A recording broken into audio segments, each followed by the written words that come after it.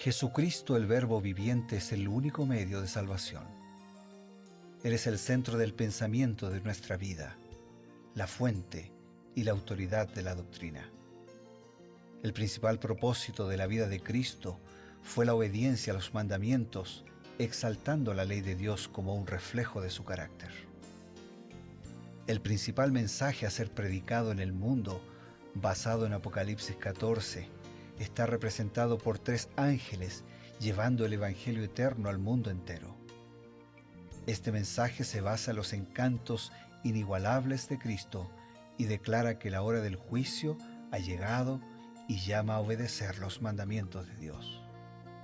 Mediante su palabra, Dios ha comunicado a los hombres el conocimiento necesario para la salvación.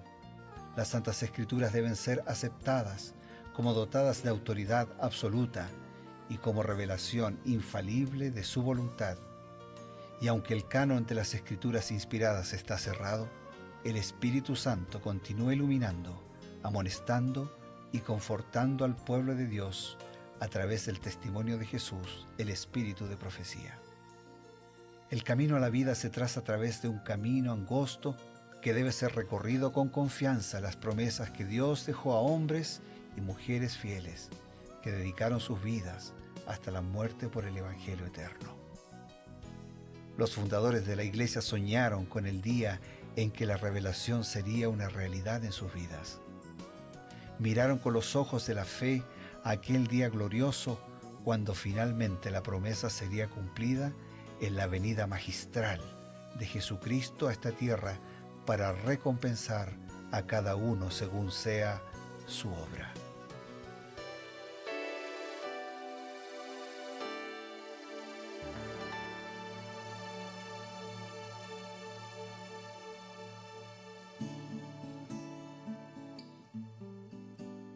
Nos encontramos una vez más a través de la señal de Nuevo Tiempo en su programa Creed en sus profetas.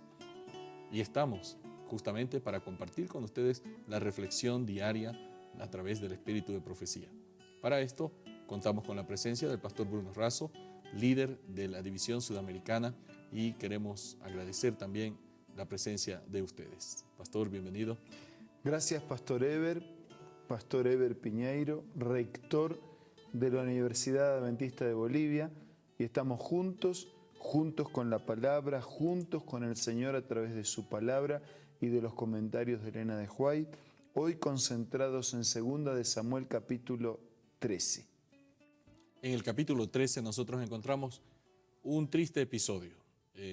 2 hijos del rey David, que uno de ellos toma la iniciativa para tener un acto, podríamos decir, muy desagradable, y más que eso, un acto perverso contra su propia hermana.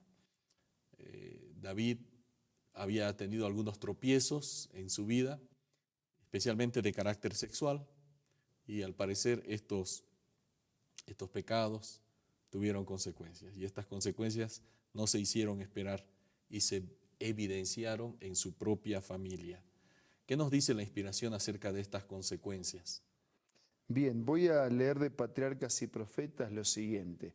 Y los pecados siempre tienen consecuencias, tarde o temprano siempre tienen consecuencias.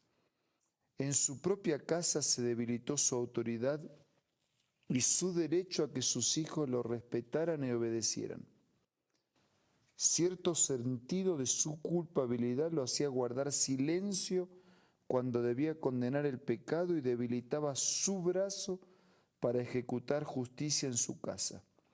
Su mal ejemplo influyó en sus hijos y Dios no quiso intervenir para evitar los resultados. Permitió que las cosas tomaran su curso natural y así David fue castigado severamente. O sea, la falta de autoridad para desaprobar lo que estaba mal le llevó también a ser permisivo en desaprobar lo que estaba mal en su casa. Y de esa manera terminó cosechando lo que él mismo había sembrado con esa falta de autoridad, porque su conducta no pudo armonizar con su palabra. Y eso fue triste, ¿no? Porque Él parecía que se veía impedido moralmente de aplicar un severo castigo, una severa reprensión que cortara la mala conducta de sus hijos, ¿no? Sí, como que no tenía autoridad moral, se veía limitado, entonces dejó correr. Y Dios también dejó correr, porque Dios actúa por lo que Él hace o por lo que impide. Pero nosotros somos responsables de nuestras decisiones. O sea, Dios nos muestra, nos induce, nos invita, pero finalmente es nuestra decisión y nuestras acciones y el resultado y las consecuencias de nuestra decisión y de nuestra acción. Claramente se nos muestra que David fue negligente en castigar a Amnón por su perverso pecado contra su propia hermana, Tamar. No era hermana de padre y madre, pero sí era hermana propiamente porque era hija de su padre, ¿no? Con otra mujer. Hoy diríamos media hermana. Media hermana, ¿no?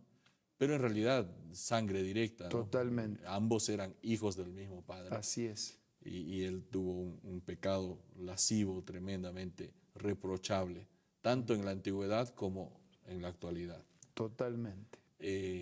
Esta negligencia que nosotros acabamos de ver, pastor, seguramente trajo otras consecuencias. ¿Qué otros resultados se suscitaron por esta conducta? Elena de Juárez dice lo siguiente en Patriarcas y Profetas. David había descuidado su obligación de castigar el crimen de Amón, y a causa de la infidelidad del rey y padre y por la impenitencia del hijo, el Señor permitió que los acontecimientos siguieran su curso natural y no refrenó a Absalón. Cuando los padres o los gobernantes descuidan su deber de castigar la iniquidad, Dios mismo toma el caso en sus manos. Su poder refrenador se desvía hasta cierta medida de los instrumentos del mal, de modo que se produzca una serie de circunstancias que castiga al pecado con el pecado. ¿Sí? Cuando nosotros somos descuidados, cuando abiertamente y obstinadamente nos oponemos al plan, a la voluntad y al proyecto de Dios para nuestra vida, el Señor a veces llega un momento en que Él deja de actuar, deja de suplicar, deja de rogar. Y como dicen así en una expresión popular, pero clara, nos vamos cocinando en nuestro propio caldo. Y eso es lo que le pasó a David y lo que le pasó al hijo. Una cosa va a generar lo otro y multiplica y potencia hacia el mal. Así como la influencia hacia el bien es multiplicadora, la influencia hacia el mal también es multiplicadora. Entonces se fueron y cocinando, hirviendo en el mismo caldo, y Dios permitió que se cocinaran en ese caldo. Y ese caldo de cultivo fue royendo el corazón de Absalón, que era hermano de padre y madre, del mismo padre, que era David, y de la misma madre, Absalón y Tamar. Entonces él se sentía como que más cercano, y él pensó hablando de Absalón, para su corazón va a llegar el momento en que me voy a vengar. Y efectivamente esperó a Absalón ese momento y se vengó de su medio hermano por la conducta reprochable que había, ¿no?, tenido contra Tamar. Y como que una cadena empieza, ¿no? Es que un acto nos aleja de Dios y abre las puertas a una mayor distancia de Dios. Y cada vez nos sentimos como más libres y más tranquilos, lo que en primera instancia nos golpeó y nos chocó porque nos alejamos de Dios, después nos vamos poniendo indiferentes e insensibles, y un acto de lejanía de Dios nos acerca a otro acto que nos aleja más de Dios. Interesante que dice que Dios, cuando vio esto, no refrenó. Es decir, permitió que por todas las circunstancias el pecado castigara el pecado, ¿no? O sea, hay un momento cuando Dios dice, muy bien, tú has insistido en este curso de acción, y entonces vas a recibir las consecuencias de tus propios actos. Y David estaba viviendo esa situación tan triste en su propia familia. Salvando todas las distancias, o sea, el padre que puede mostrar que no es bueno poner los dedos en el enchufe, ¿no? Y bueno, el chico cree que es bueno porque es novedoso, es creativo, porque además si puedo rebelarme a la indicación y desobedecer, como que me genera un estatus. Y bueno, después la descarga eléctrica suave o más fuerte, el resultado de mi elección, o sea, Dios permitió que finalmente en sus propios pecados ellos tuvieran la fuerte desaprobación de parte de Dios. O sea, Dios no es que dice, bueno, les voy a enviar una descarga eléctrica. La descarga eléctrica es el resultado de haberme separado de Él. Claro. Y en realidad la potencialidad del mal está presente, ¿no? Y por eso es que Dios cada vez nos amonesta, ¿no? Nos dice, ¿no? Tengan cuidado, estos son los límites. Y como el hijo rebelde, como bien lo ilustraba, a veces decimos, no, parece que mi padre está anticuado, no sabe, yo soy más inteligente, voy a traspasar este límite. Y hay un momento en que Dios dice, muy bien, traspasaste este límite, entonces te permito cosechar también las propias consecuencias. Ya que Dios tuvo la cortesía de dejarnos elegir, nos deja cosechar lo que elegimos. Sin duda. Hablando de esas cosechas, tenemos que siempre aprender de estas lecciones importantes. El pecado trae más pecado y a veces esta cadena es muy difícil de romperla. Por eso, amigos, es importante siempre valorar lo que el Señor nos dice a través de su palabra. Vamos a recibir un consejo importante y enseguida retornamos. Hola, acompáñame en esta lectura.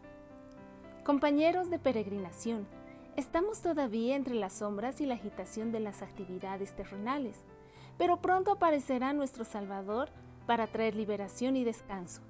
Contemplemos por la fe el bienaventurado más allá, tal como lo describió la mano de Dios.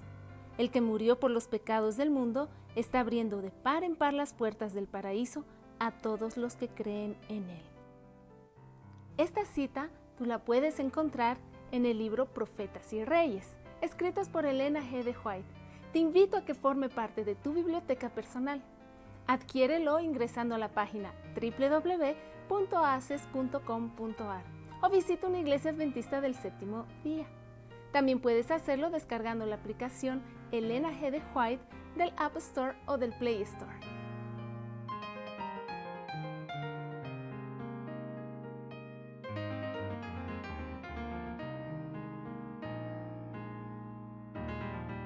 Qué importante es recibir los consejos de la palabra de Dios. Estamos ya preparados para tener un llamado a nuestra vida, a una transformación que Dios nos hace y enseguida pedir la bendición del Creador. El apóstol Pablo lo resumiría de esta manera. No se engañen, Dios no puede ser burlado, pues todo lo que el hombre siembra, eso también cosechará. Ahora vamos a hablar con Dios. Querido Dios, ayúdanos a sembrar de la semilla que recibimos de tu palabra, a sembrar tu voluntad y tu proyecto de vida para nuestra vida, para que podamos cosechar una vida generosa. Bendice a nuestros amigos y suple la necesidad de cada uno.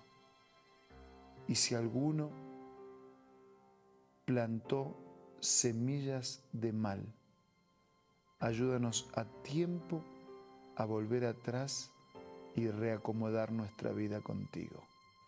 Lo pedimos, lo agradecemos en el nombre de Jesús. Amén. Amén. Esto ha sido Creed en sus profetas.